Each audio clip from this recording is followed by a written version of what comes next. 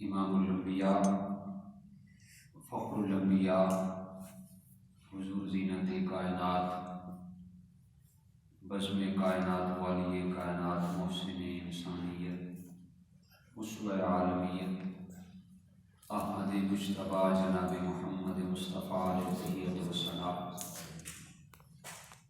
آپ کے انداز میں عقیدتوں، محبتوں اور الفتوں کے خراج پیش کرنے کے بعد نہایت ہی واجب الاحترام محتشم سامعین و حاضرین، السلام علیکم ورحمۃ اللہ وبرکاتہ۔ میری اور آپ کی بخت فروزی ہے کہ میں اور آپ آج کے اس پاکیزہ ماحول میں، اللہ کے پاکیزہ گھر میں حاضری کی سعادت حاصل کر رہے ہیں۔ اللہ پاک ہماری ساجزانہ کاوش کو اپنی بارگاہ میں قبول فرما کر ہم سب کے لیے خوش آخرت بنائے، آمین۔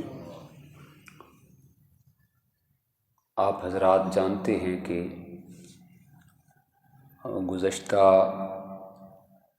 5-6 خطبات جمعہ سے تربیتی نشست کا انعقاد کیا جا رہا ہے۔ آج کی اس تقریب کے لیے، آج کی نشست کے لیے جس عنوان کا میں نے انتخاب کیا وہ عنوان ہے جی دعا۔ آج ہم ڈسکس کریں گے کہ دعا مانگنے کی برکات کیا ہیں اور دعا مانگنے کے آداب کیا ہیں۔ اللہ پاک ہم سب کو اپنے در کا بھکاری بنائے، آمین۔ سورہ بقرہ کی آیت مقدسہ ہے، 2 سپارہ ہے۔ اللہ پاک نے ارشاد فرمایا وَإِذَا سَأَلَكَ عِبَادِي أَنِّي فَإِنِّي قَرِيب۔ اے محبوب پاک صاحب لولاک صلی اللہ علیہ وسلم، جب آپ سے سآلہ کا سوال کیا جائے، عبادی جب آپ سے میرے بندے سوال کریں، انی میرے بارے میں، تو آپ فرما دیں فإنی قریب، بے شک میں قریب ہوں، اجیب دعوت الداعی اذا دعان، میں قبول فرماتا ہوں جب پکارنے والا مجھے پکارتا ہے۔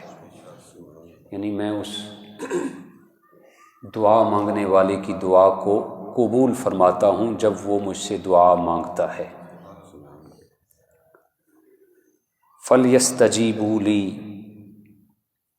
پس میرے بندوں کو چاہیے کہ وہ میرا ہی حکم مانیں، وَلْيُؤْمِنُوا بِي، اور میری ذات پر ہی ایمان لے کے آئیں،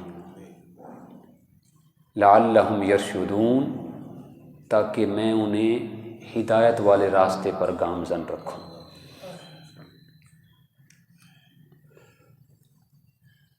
اس آیت کریمہ کے اندر اللہ پاک نے دعا کے متعلق اپنے حبیب علیہ السلام کو یہ ارشاد فرمایا کہ آپ اپنے چاہنے والوں کو فرما دیں کہ مجھ سے دعا مانگیں، میں ان کی دعا کو قبول کروں گا۔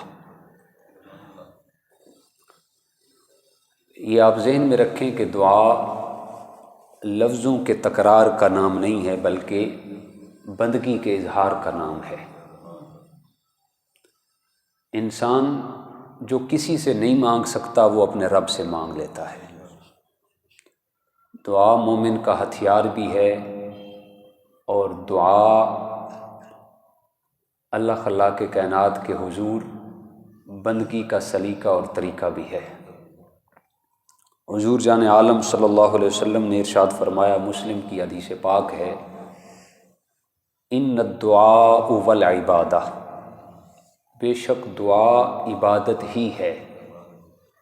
یعنی عبادت کرنے کے بعد دعا کو چھوڑ مت دیا کرو، بلکہ دعا ہی عبادت ہے۔ اور پھر آگے یہاں تک ارشاد فرمایا الدعاء مخ العبادہ، دعا جو ہے وہ عبادت کا مغز ہے، پہلے تو فرمایا دعا عبادت ہی ہے، پھر ایک سٹیپ آگے بڑھایا، فرمایا عبادت نہیں بلکہ الدعاء مخ العبادہ، بلکہ دعا عبادت کا مغز ہے۔ دعا جو ہے وہ عبادت کی جان ہے، دعا جو ہے وہ عبادت کی اصل ہے، دعا دین کی اصل ہے۔ اور حضور علیہ السلام نے ایک اور حدیث پاک کے اندر ارشاد فرمایا الدعاء سلاح المؤمن، دعا جو ہے یہ مومن کا ہتھیار ہے۔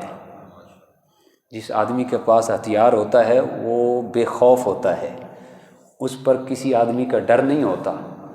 تو جو آدمی اللہ کے حضور مانگنے والا ہوتا ہے، جو آدمی اللہ سے مانگتا ہے، تو پھر اسے کسی قسم کا کوئی شک و شبہ، کسی قسم کا کوئی ڈر خوف نہیں ہوتا۔ اور فرمایا عماد الدین، دعا جو ہے یہ دین کا ستون بھی ہے۔ پھر آگے فرمایا نور السماوات والارض، دعا جو ہے یہ زمین و آسمان کا نور ہے۔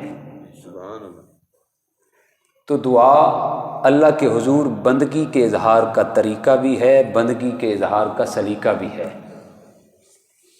کسی سے کچھ مانگنا ہو تو انسان مناسب وقت ڈھونڈتا ہے، اس وقت وہ سو نہ رہا ہو، اس وقت وہ فلاں کام کر رہا ہوگا، اس وقت وہ فلاں کام کر رہا ہوگا، مناسب وقت کا لحاظ کیا جاتا ہے۔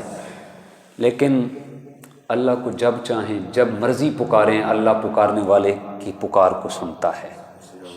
یہ ضروری نہیں کہ دن کو پکاریں رات کو نہیں پکاریں، چاہے دن کو پکاریں وہ سنتا ہے، چاہے رات کو پکاریں وہ سنتا ہے، چاہے صبح کا وقت ہے چاہے شام کا وقت ہے، چاہے خزاں کا موسم ہے چاہے بہار کا موسم ہے، موسم کوئی ہو، رت کوئی ہو، زمانہ کوئی ہو، وہ سننے والے کی پکار کو ہرگز سنتا ہے۔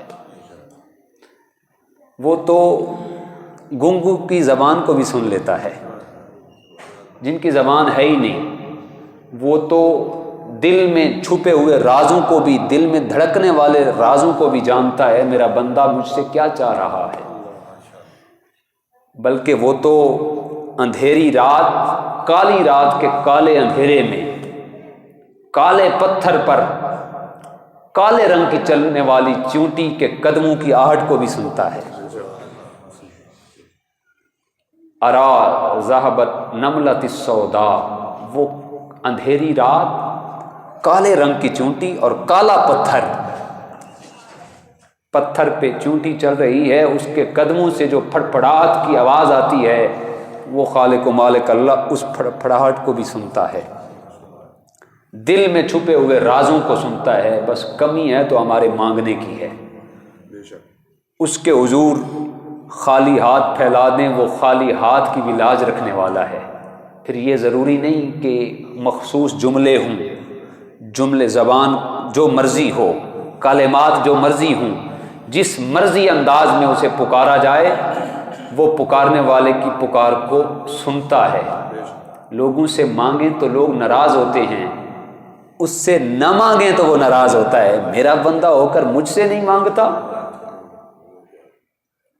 اجیب دعوت الداعی اذا دعان، وہ پکارنے والے کی پکار کو سنتا ہے۔ پھر بعض اوقات ایسے ہوتے ہیں اس وقت اگر ایک مانگا جائے تو وہ کروڑ عطا فرماتا ہے۔ ایک مانگا جائے، خانہ کعبہ میں کھڑے ہو کے مانگیں تو ایک کے بدلے کتنے عطا فرماتا ہے جی؟ عرفات کے میدان میں چلے جائیں، ایک کے بدلے لاکھوں عطا فرماتا ہے۔ بسا اوقات ایسے رمضان کے مہینے میں مانگیں، ایک بندہ مانگتا ہے تو وہ بدلے میں 700 لاکھ کے لگ بھگ عطا فرماتا ہے۔ کچھ مواقع ایسے ہیں کہ جن میں دعا کبھی رد نہیں ہوتی۔ اگر ہفتے میں دیکھیں تو 7 دنوں میں جمعہ کا دن ہے، جمعے کے دن جو دعا مرضی مانگ لیں اللہ قبول فرماتا ہے۔ اگر مہینوں میں دیکھیں تو ماہ رمضان کا مہینہ ہے، جو مرضی دعا مانگ لیں اللہ قبول فرماتا ہے۔ سال کے بعد اگر دنوں میں دیکھیں تو عیدین کے دن جو دعا مانگی جاتی ہے اللہ قبول فرماتا ہے۔ پھر اگر لمحات میں دیکھا جائے، ساعتوں میں دیکھا جائے، منٹوں اور سیکنڈوں میں دیکھا جائے تو جو پچھلی رات، جب رات کا آخری پہر ہوتا ہے، دنیا خواب غفلت میں مبتلا ہوتی ہے، اللہ فرماتا ہے کوئی مجھ سے مانگنے والا؟ حل من مستغفر فاغفر لہ، مجھ سے مانگو میں تمہاری بخشش فرما دوں گا۔ حل من مسترزق فارزق لہ، مجھ سے رزق مانگو میں تمہارے رزق میں فراخی کر دوں گا۔ حل من مبتل فاعافی لہ، ہے کوئی مجھ سے مصیبتوں سے چھٹکارا مانگنے والا، میں اسے مصیبتوں سے چھٹکارا عطا فرما دوں۔ پھر اذان اور اقامت کے درمیان جو ٹائم ہوتا ہے، جو دعا مانگیں قبول ہوتی ہے۔ پھر خطبہ جمعے کے بعد جو وقت ہوتا ہے، خطبے اور اقامت کے بعد جو وقت ہوتا ہے، اس وقت جو دعا مانگے قبول ہوتی ہے۔ یہ فقہ کا ایک مسئلہ یہاں پہ سنتے جائیں کہ یہ جو جمعہ کا خطبہ پڑھا جاتا ہے، یہ خطبہ سننا واجب ہے۔ کیا ہے جی؟ خطبہ جمعہ سننا واجب ہے۔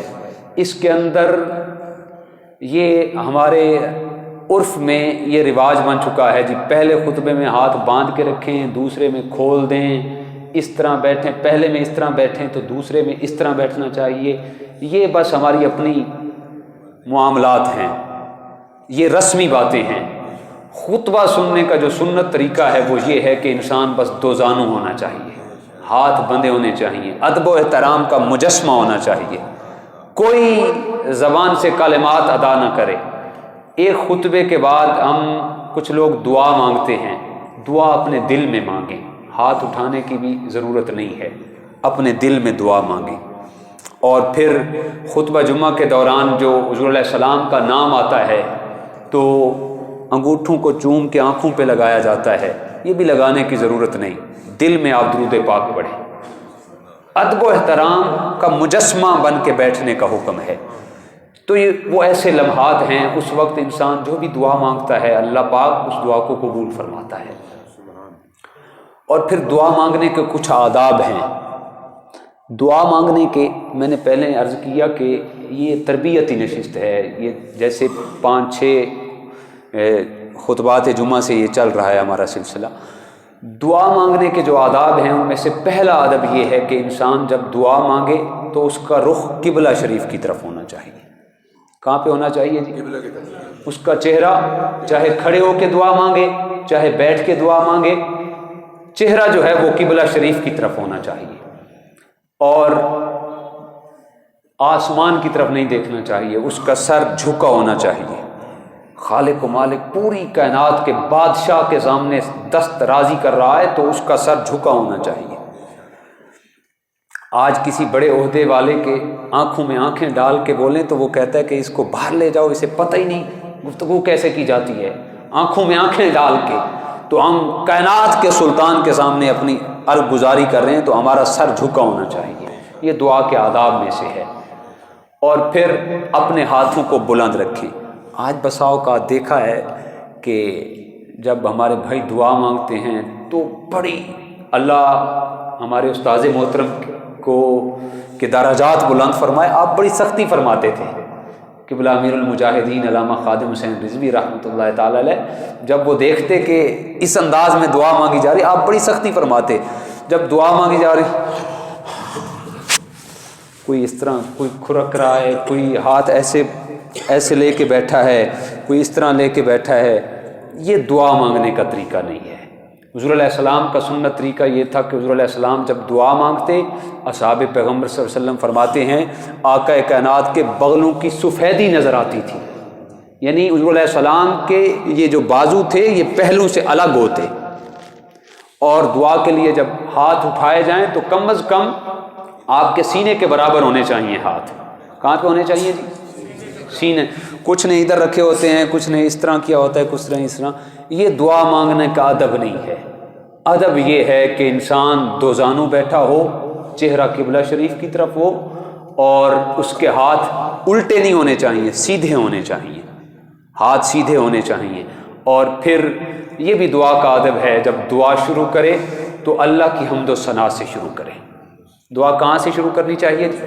حضور علیہ السلام کی حدیث پاک ترمذی کے اندر، امام ابو عیسیٰ ترمذی نے حدیث پاک کو لیا، ایک اعرابی آئے مسجد کے اندر، آ کے انہوں نے نماز پڑھی 2 رکعت نفل پڑھنے کے بعد ڈائریکٹ دعا کے لیے اللہم اغفر ورحم، اللہم اغفر اے اللہ مجھے میرے اوپر رحم فرما، اے اللہ میرے اوپر رحم فرما، اے اللہ میرے اوپر رحم فرما۔ حضور علیہ السلام نے بلا کے فرمایا میاں یہ تمہاری دعا ادھوری ہے، تمہاری دعا مکمل نہیں ہے۔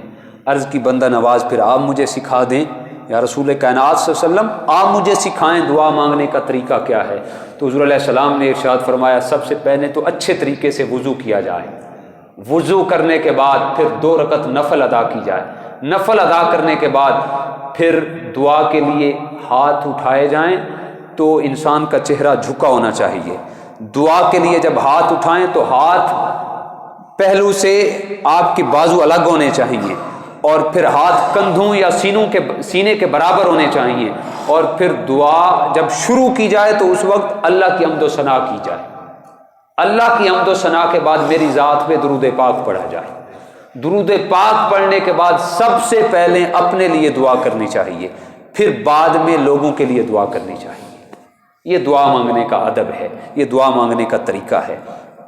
اور پھر جب دعا مانگیں، یہ بھی دعا مانگنے کا ایک ادب ہے، قبولیت کا یقین رکھ کے دعا مانگیں۔ کیا ہونا چاہیے جی؟ قبولیت کا انسان کو یقین ہونا چاہیے کہ میری دعا اللہ قبول فرما لے گا، لازمی ہے میرا اللہ مجھے ہر حال میں سننے والا ہے۔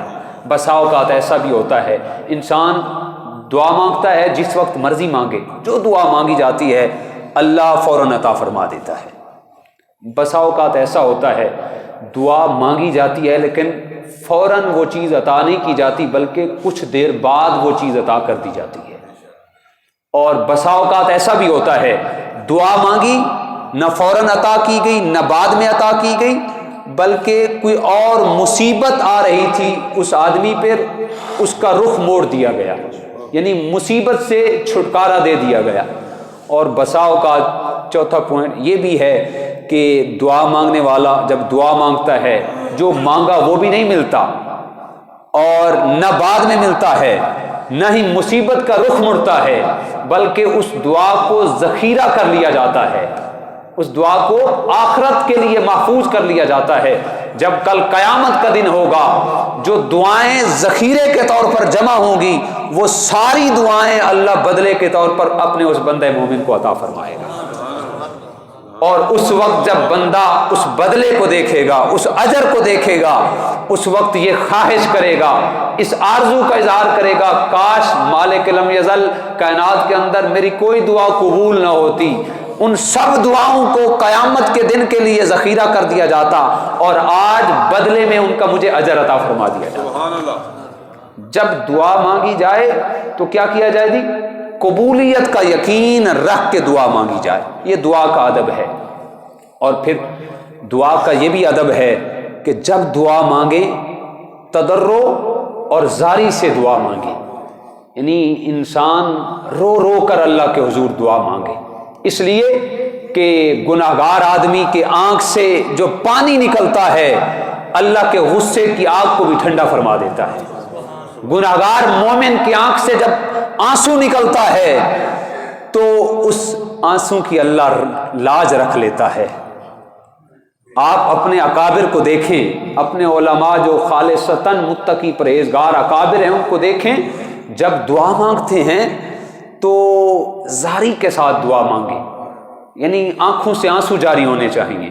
ایک اللہ کے نیک بندے تھے سید توکل شاہ امبالوی نے رحمت اللہ تعالی علیہ نے اپنی کتاب کے اندر لکھا کہ وہ بڑے فیاضی کرنے والے تھے، سخی تھے، جو بھی ان کے سامنے آتا تو وہ کچھ نہ کچھ عطا کرتے، ان کا مزاج تھا، ان کے دسترخوان سے کوئی بندہ خالی نہیں جاتا تھا، وہ عطا فرماتے تھے۔ اور حضور غوث الاعظم رضی اللہ تعالیٰ عنہ نے یہاں تک ارشاد فرمایا آدھی فقیری بھوکے کو کھانا کھلانا اور ننگوں کو کپڑے پہنانے میں ہے۔ یہ فقیری نہیں کہ لوگ بھوک مرتے رہیں اور لوگوں کے پاس پہننے کے لیے کپڑے نہ ہوں، پیر صاحب بینک بیلنس بناتا رہے، یہ فقیری نہیں ہے۔ جو اچھے سٹیٹس والے آدمی ہوں ان کو تو اپنے پاس بٹھائیں، غریبوں کو کہیں کہ باہر جا کر فلاں برآمدے میں بیٹھ کر 100 مرتبہ یہ تسبیح پڑھ کے آؤ، انہیں وظائف میں لگا دیں، یہ فقیری نہیں۔ بلکہ حضور غوث اعظم فرماتے ہیں آدھی فقیری بھوکوں کو کھانا کھلانے میں اور ننگوں کو کپڑے پہنانے میں ہے۔ اور یہ فقیروں کا مزاج ہوتا ہے، وہ اپنا آپ نہیں دیکھتے، اپنا گھر بار نہیں دیکھتے، سب کچھ لٹا دیتے ہیں۔ ان کی خواہش یہ ہوتی ہے کہ ہمارے دروازے سے کوئی آدمی بھوکا نہ جائے، ہمارے دروازے سے کوئی آدمی خالی نہ جائے۔ بابا بلے شاہ بھی فرماتے ہیں نا، اٹ کھڑ کے دکڑ وجے تتا ہوئے چلا، آن فقیر رج رج کھامت راضی ہوئے بلا۔ یہ فقیروں کا مزاج ہوتا ہے، اسے عطا کرتے ہیں۔ تو ان کا مزاج تھا، وہ ہر وقت عطا کرتے تھے اور کوئی ان کے دسترخوان سے خالی نہیں جاتا تھا۔ وقت آخر یہاں تک نوبت آ گئی کہ فاقے آ گئے، آج ان کے پاس رزق کی فراوانی ختم ہو گئی تو لوگوں سے ادھار لے کر لوگوں کو کھلانا شروع کر دیا۔ اس اللہ کے نیک بندے نے جب وقت آخر آیا تو قرض خواہ آ گئے کہ صوفی صاحب نے ہمیں قرضہ دینا ہے، وقت آخر ہے تو ان کے بعد ہمارا قرضہ کون دے گا؟ وہ قرضہ لینے کے لیے آئے، پیر صاحب پریشان ہیں، میرے دروازے پہ آئے بیٹھے ہیں تو مجھے دینے کے لیے کچھ نہیں میرے پاس۔ اتنے میں ایک بچہ آیا، یہ واقعہ اگرچہ آپ نے سن رکھا ہو لیکن موضوع کی مناسبت سے ہے، جب دعا کی جائے تو زاری کرتے ہوئے دعا کی جائے۔ ایک بچہ آ گیا، وہ کچھ حلوہ بنا کے بھیج رہا تھا تو پیر صاحب خوش ہوئے، فرمایا بچے آؤ اور یہ سارا ان لوگوں کے اندر تقسیم کر دو۔ وہ خوش ہو گیا، سارا دن بیچتا، کام پورا نہ ہوتا، ایک ہی مجلس کے اندر میرا کام پورا ہو گیا ہے، تقسیم کر دیا گیا۔ کہا میاں جی پیسے؟ تو پیر صاحب فرمانے لگے بیٹھ جاؤ۔ بچہ بیٹھ گیا، تھوڑی دیر کے بعد اس نے پھر عرض کی حضور مجھے پیسے دے دیں۔ تو پیر صاحب نے فرمایا یہ سارے پیسے لینے کے لیے آئے بیٹھے ہیں، بیٹھ جاؤ، جب انہیں ملیں گے تمہیں بھی مل جائیں گے۔ بچے نے جب یہ سنا رونا شروع کر دیا، کہا میری تو ماں گھر کے اندر انتظار کر رہی ہے، میرے تو گھر کا گزر بسر فقط اس تھالی سے ہوتا ہے، اس حلوے سے ہوتا ہے، مجھے پیسے نہیں ملیں گے تو ہمارے گھر کا نظام کیسے چلے گا؟ جب بچے نے جب یہ سنا کہ پیر صاحب کہتے ہیں جب ان کو ملیں گے تمہیں بھی مل جائیں گے، بچے نے رونا شروع کر دیا، چیخا چلایا۔ جب بچہ رویا تو اللہ کی رحمت بھی موج میں آ گئی، بچہ رویا تو اللہ کی رحمت بھی موج میں آ گئی۔ اتنے میں ایک فقیر اشرفیوں کی ایک تھیلی لے کے بابا جی کے پاس آ گیا، حضور یہ ہدیہ قبول فرمائیں۔ بابا جی نے وہ سارے جتنے بھی قرض خواہ تھے ان کو تقسیم کر دیے، بچے کو بھی پیسے دے دیے۔ قرض خواہ پوچھنے لگے حضور ہم اتنی دیر سے آئے بیٹھے تھے لیکن بات نہیں بن رہی تھی، بچہ رویا، اچانک بچے کے آنے سے ہماری بات بن گئی۔ تو پیر صاحب نے بڑا عظیم جملہ فرمایا، آپ نے فرمایا تم آئے تھے قرض لینے کے لیے آئے تھے بیٹھے رہے، تم میں سے کوئی رونے والا نہیں تھا، اب بچہ رویا ہے تو باقی سب کا کام بن گیا ہے۔ تو رونے سے کیا ہوتا ہے جی؟ کام بن جاتا ہے۔ رونے سے کیا ہوتا ہے جی؟ کام بن جاتا ہے۔ تو دعا کا ادب یہ ہے، جب دعا مانگیں اللہ کے حضور رو رو کر، گڑ گڑا کر، عاجزی کا اظہار کر کے، خشوع و خضوع کے ساتھ، تضرع کے ساتھ دعا مانگیں۔ اور دعا کا ایک ادب یہ بھی ہے کہ تمہاری دعا جو ہے وہ سجا سے پاک ہونی چاہیے، اس کے اندر تکلفات نہیں ہونے چاہیے، اس کے اندر بڑھا چڑھا کر ایسے جملہ بازی نہیں ہونی چاہیے، جملہ فٹ کروں گا لوگ مجھے کہیں کہ بڑی اچھی دعا کی ہے، نہیں، بلکہ جو جملے نکلنے چاہیے وہ دل سے نکلنے چاہیے، چاہے ٹوٹے پھوٹے الفاظ بھی ہوں، دل سے اگر نکلے ہوئے وہ الفاظ ہوں، مالک وہ قبول کرنے والا ہے۔ اور دعا کا ایک ادب یہ بھی ہے کہ جب دعا مانگیں تو تضرع اور تکرار کے ساتھ دعا مانگیں۔ حضور علیہ السلام کا طریقہ تھا، آقا کائنات صلی اللہ علیہ وسلم جب دعا مانگتے تو ہر جملے کو 3 دفعہ دہراتے۔ کیا طریقہ تھا جی؟ ہر جملے کو 3 دفعہ دہراتے۔ اگر میں آپ کو مثال کے ذریعے سمجھاؤں، ایک بچہ ہے دھوپ پہ پڑھنے جاتا ہے، پیدل سکول میں مدرسے میں پڑھنے جاتا ہے، واپس آ کے کہتا ہے ابا جی موسم کی شدت بڑی زیادہ ہے، میرے ساتھی مجھے تانے دیتے ہیں، تم پیدل چل کے آتے ہو تو ابا جی مجھے سائیکل لے کے دے۔ باپ کو جانتا ہے کہ باپ کے پاس مال و متاع کی کثرت نہیں ہے، دولت نہیں ہے، تو باپ کہتا ہے بیٹا تم جانتے ہو کہ میرے پاس اتنے سرمایہ نہیں ہے کہ میں تمہیں سائیکل لے کے دوں، گزارا کرو۔ گزارا کرنے سے اللہ بھی راضی ہوتا ہے۔ جب انسان بار بار جملے دہراتا ہے تو رویے تبدیل ہوتے ہیں۔ اللہ کے حضور تکرار کے ساتھ جب دعا مانگیں گے آپ کا رویہ تبدیل ہوگا، اللہ سننے والا ہے۔ دوسرے دن پھر وہ سکول جاتا ہے، پھر واپس آ کے کہتا ہے ابا جی مجھے سائیکل لے کے دیں۔ دوسرے دن باپ کا رویہ کچھ اور ہوتا ہے، کہتا ہے بیٹا کل بھی میں نے تمہیں کہا تھا کہ میرے پاس اتنے وسائل نہیں۔ کون سا باپ چاہتا ہے کہ اس کے بچوں کے پاس سہولیات نہ ہوں؟ آج کے بعد مجھ سے یہ بات نہ کرنا، جب ہوگے تو پیسے ہوں گے تو میں تمہیں سائیکل لے دوں گا۔ بچہ جب تیسرے دن پڑھ کے پھر واپس آتا ہے تو کہتا ہے ابا جی مجھے سائیکل لے کے دیں۔ تو تیسرے دن باپ کا رویہ کچھ اور ہوتا ہے، کہتا ہے میں نے تمہیں پرسوں بھی کہا تھا، کل بھی کہا تھا، کیا ڈاکہ مار کے آؤں، کسی کی دیوار پھلانگوں، بینک کو لوٹ کے تمہیں سائیکل لے کے دوں؟ جب پہلے دن رویہ کچھ اور تھا، دوسرے دن کچھ اور ہے، تیسرے دن باپ کا رویہ کچھ اور ہے۔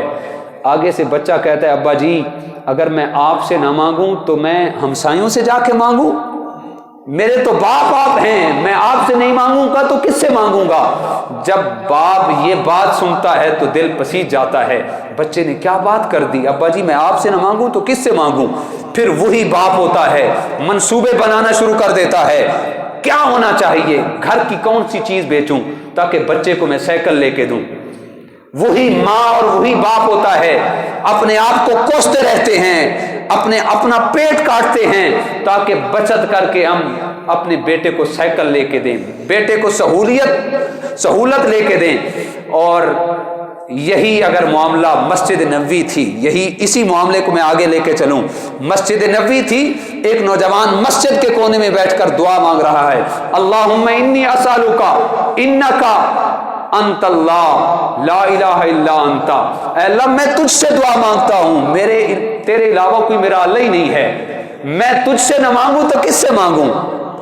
اس لیے کہ مالک لم یزل، تو ہی دینے والا ہے، تیرے علاوہ کوئی خدا ہی نہیں ہے۔ تو جب وہ آدمی بار بار تکرار کے ساتھ یہ جملے دہرا رہا تھا، اللہم انی اسالک بانک لا الہ الا اللہ انت لا الہ الا اللہ، اے اللہ میں تجھ سے سوال کرتا ہوں، تیرے علاوہ میرا کوئی خدا نہیں ہے، اس لیے تو ہی خدا ہے۔ تو حضور علیہ السلام نے ایک صحابی کو بلا کے فرمایا، صحابی فلاں آدمی جو کونے میں بیٹھ کر دعا مانگ رہا ہے، اسے جا کر یہ خوشخبری سنا دو، تمہاری دعا کو تمہارے اللہ نے قبول فرما لیا ہے، تمہاری دعا کو اللہ نے قبول فرما لیا ہے۔ تو جب بھی دعا مانگیں تو تکرار کے ساتھ دعا مانگیں۔ کس کے ساتھ جی؟ تکرار کے ساتھ۔ اور پھر دعا کے آداب میں سے ایک ادب یہ بھی ہے کہ جب دعا مانگیں تو اللہ کے حضور خلوص سے نیت سے اور توبہ کر کے دعا مانگیں، اپنے پیچھے والے گناہوں پر نادم ہو کر، پشیماں ہو کر، گناہوں سے توبہ کر کے دعا مانگیں۔ اس لیے کہ جب انسان توبہ کر لیتا ہے تو اللہ اس کی دعا کو قبول فرماتا ہے، اور بغیر توبہ کے انسان کی دعائیں کبھی قبول نہیں ہوتی۔ میں نے سیکنڈ لاسٹ جمعہ پہ ایک واقعہ کوٹ کیا تھا کہ حضرت سیدنا موسیٰ کلیم اللہ علیہ السلام، امام غزالی نے مکاشفۃ القلوب کے اندر اس واقعہ کو لکھا کہ موسیٰ علیہ السلام 3 دن دعا مانگ رہے ہیں، بارش نہیں برس رہی، نماز استسقاء کی دعا مانگی جا رہی ہے، قحط سالی کا عالم ہے، بارش نہیں برس رہی۔ تیسرے دن آواز قدرت آئی، میرے کلیم میں اس قوم کی دعائیں کیسے قبول کروں جس قوم کے اندر غیبت کرنے والے ہوں، جس قوم کے اندر چغل خور ہوں؟ تو موسیٰ علیہ السلام نے فرمایا، مالک مجھے آگاہی دے، وہ کون سا انسان ہے میں اسے باہر نکال دوں۔ تو آواز قدرت آئی، اے کلیم میں خود چغل خوری اور غیبت کی مذمت کر رہا ہوں اور میں خود چغل خوری کرنا شروع کر دوں؟ تو موسیٰ کلیم اللہ علیہ السلام نے فرمایا، اے نوجوانوں میں تم میں سے ہر انسان کو جانتا ہوں کہ کس کے دل میں کیا ہے، ایک آدمی ایسا ہے جو غیبت کرتا ہے، چغل خوری کرتا ہے، میں اس کا راز افشا نہیں کرنا چاہتا، سارے سجدوں میں گر جاؤ اور اللہ کے حضور خلوص نیت کے ساتھ توبہ کرو۔ توبہ کے لیے سارے سجدے میں جھکے۔ امام غزالی لکھتے ہیں، توبہ کر کے سجدوں سے بعد میں اٹھے تھے، اللہ نے باران رحمت پہلے برسانا شروع فرما دیا۔ تو جب انسان توبہ کر کے اللہ کے حضور دعا مانگتا ہے، اس کی دعا کو قبول فرما لیا جاتا ہے۔ اور دعا کے آداب میں سے ہے کہ انسان رزق حلال کھانے والا ہو۔ اگر انسان حرام کھاتا ہے تو اس کی دعا کبھی قبول نہیں ہوتی۔ ادھر سے اس کا پیٹ کاٹا، ادھر سے اس کا حق دبایا، ادھر سے اس کا حق دبایا، اور پھر سارا دن مسجد کے اندر نماز پڑھتا رہا، تسبیح و تحلیل کرتا رہا، دعائیں مانگتا رہا، یہ الگ بات ہے لوگ غازی بھی کہہ دیں گے، لوگ نمازی بھی کہہ دیں گے، لیکن قیامت کا دن ہوگا وہ ساری نمازیں منہ پہ ماری جائیں گی۔ حضور علیہ السلام نے ارشاد فرمایا، ایک شخص تھا دور دراز سے سفر کر کے آیا اور ہاتھ لمبے کر کے حتیم کعبہ کے سامنے، کعبہ بیت اللہ کے اندر دعا کے لیے ہاتھ اٹھا کر لمبے ہاتھ کر کے دعا مانگ رہا ہے۔ تو آقا کائنات صلی اللہ علیہ وسلم نے ارشاد فرمایا، صحابہ اس آدمی کی دعا قبول نہیں کی جاتی، اگرچہ دور دراز سفر کر کے آیا، اگرچہ ہاتھ لمبے کر کے خانہ کعبہ کے اندر دعا مانگ رہا ہے، اس کی دعا ہرگز قبول نہیں ہوگی، اس لیے اس کا کھانا حلال کا نہیں ہے، اس کا پینا حلال کا نہیں ہے، اس کا پہننا حلال کا نہیں ہے، اس کا اٹھنا بیٹھنا حلال کا نہیں ہے۔ جو آدمی اپنے رزق کے اندر لقمہ حلال کو داخل نہیں کرتا، قبولیت روک دی جاتی ہے۔ قبولیت اس وقت مقدر ٹھہرتی ہے جب انسان کا لقمہ، انسان کا رزق حلال کا رزق ہو۔ تو دعا کے یہ آداب ہیں، ان آداب کو اگر انسان ملحوظ خاطر رکھ کے دعا کرتا ہے تو پھر اللہ کی کرم نوازیاں جھوم جھوم کر انسان پہ برستی ہیں۔ تو اللہ کے حضور دعا گو ہوں کہ مالک لم یزل ہم سب کو ان آداب کو ملحوظ خاطر رکھ کے اپنی دعاؤں کو قبول کروانے کی ہمت اور توفیق سے مالا مال فرمائے۔ وآخر دعوانا الحمد۔